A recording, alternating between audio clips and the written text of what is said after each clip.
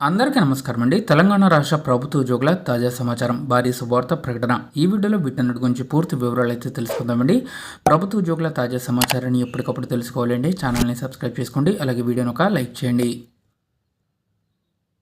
తెలంగాణ ప్రభుత్వ ఉద్యోగుల ట్రాన్స్ఫర్స్కి సంబంధించి ఈ రోజు నుంచే బదిలీలు. ఒకే చోట రెండేళ్లు పనిచేసిన వారికి అవకాశం. అంటే రేపటి నుంచి బదిలీలు అయితే ప్రాసెస్ స్టార్ట్ చేస్తున్నారు.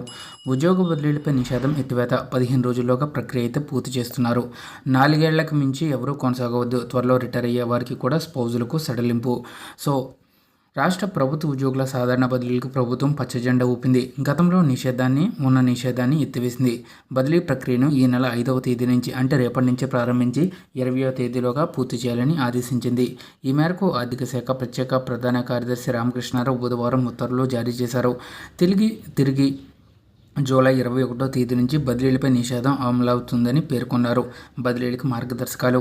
జూన్ 30 నాటికి ఒకే చోట కనీసం 2 సంవత్సరాల సర్వీసు పూర్తి చేసిన వారు మాత్రమే బదిలీలకి అర్హులు.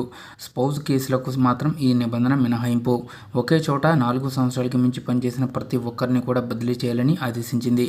అయితే మరో ఏడాదిలో పదవి విరమణ చేయబోయే వారికి మాత్రం సడలింపిచ్చింది. అయితే వారు కోరుకుంటే మాత్రం బదిలీ చేయవచ్చని తెలిపింది.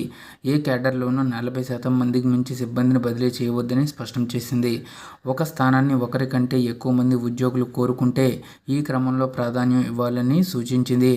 స్పౌజ్ కేసులు 2025 జూన్ 30 తేదీలోగా రిటైర్ అయ్యేవారు, 70% వైకల్యం కలిగిన ఉద్యోగులు, బుద్ధిమాన్యం కలిగిన చిన్నారుల తల్లిదండ్రులు, వితంతువులు, దీర్ఘకాలిక రోగాలతో బాధపడుతున్న వారు, కఠిన ప్రాంతాలు, సమస్యాత్మక ప్రాంతాలను దీర్ఘకాలంగా పనిచేస్తున్న వారికి ప్రాధాన్యం ఇవ్వాలని పేర్కొంది.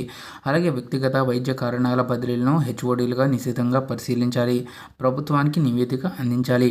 అన్ని విభాగాల్లో అన్ని క్యాడర్ల ఉద్యోగులకు బదిలీలు వర్తిస్తాయి. బదిలీల కాలాన్ని గణించేటప్పుడు పనిచేసే గ్రామం, పట్టణాన్ని పరిగణలోకి తీసుకుంటారు. గుర్తింపు పొందిన ఉద్యోగ సంఘాల ఆఫీస్ బేరర్ల బదిలీలకు సంబంధించిన నిబంధనలను పాటించాలి. హెచ్ఓడీలు, అధీకృత ఉన్నతాధికారులు వారి పరిధిలోకి బదిలీలకు అర్హులైన ఉద్యోగుల జాబితాను ప్రకటించాలి. అనంతరం ఉద్యోగుల నుంచి ఆప్షన్లు స్వీకరించాలి. ఒక్కో ఉద్యోగికి 5 ఆప్షన్లు ఇవ్వవచ్చు. ఖచ్చితంగా బదిలీ కావలసిన ఉద్యోగుల జాబితాను రూపొందించాలి. బదిలీల సమయంలో తమ కార్యాలయంలో సరిపడా సిబ్బంది ఉండేలా హెచ్ఓడీలు చర్యలు తీసుకోవాల్సి ఉంటుంది. కఠిన ప్రాంతాలకు వెళ్లేందుకు ఆప్షన్ ఇవ్వకుంటే లాటరీ పద్ధతిలో ఎంపిక చేయాలి. టీచర్లు, లెక్చరర్లు, ఆదాయాన్నిచ్చే శాఖలు, పోలీసు విభాగాలకు సంబంధించి ఆయా శాఖలకు గతంలో ఉన్న ప్రత్యేక మార్గదర్శకాలను పాటించాల్సి ఉంటుంది. రాష్ట్ర, మల్టీ జోనల్, జిల్లా స్థాయిలో ఏర్పాటు చేసే కమిటీల ఆధ్వర్యంలో బదిలీలు జరుగుతాయి. రాష్ట్ర స్థాయి క్యాడర్కు సంబంధించి ఆయా శాఖల ప్రత్యేక కార్యదర్శి, ముఖ్య కార్యదర్శి, హెచ్ఓడి, అడిషనల్ జాయింట్ డిప్యూటీ సెక్రటరీలతో కూడిన కమిటీ ఏర్పాటు చేస్తారు. సో బదిలీ అయిన ఉద్యోగి 3 రోజుల్లోగా రిలీవ్ కావాల్సి ఉంటుంది. మొత్తం బదిలీ ప్రక్రియను ఆయా శాఖల ప్రత్యేక ప్రధాన కార్యదర్శి, ముఖ్య కార్యదర్శి పర్యవేక్షించాలి. బదిలీల షెడ్యూల్. జూలై 5 నుంచి 8 మధ్య బదిలీలకు అర్హులు.